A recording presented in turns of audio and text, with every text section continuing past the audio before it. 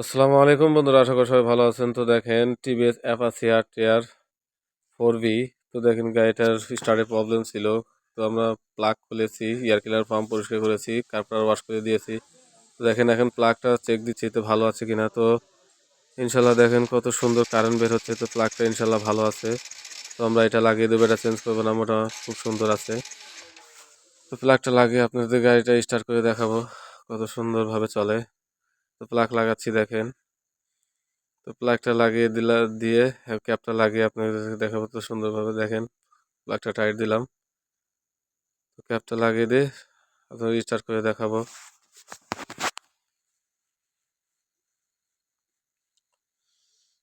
দেখেন গাড়িটা স্টার্ট করবো এখন। দেখেন কত সুন্দরভাবে চলছে। পিক আপে কোনো প্রবলেম নাই, কারণ শক্তি বেড়ে গেছে। তো মাসাল্লাহ এখন আর কোনো সমস্যা হবে না। তো সবাই ভালো থাকবেন, সুস্থ থাকবেন। আল্লাহ হাফেজ।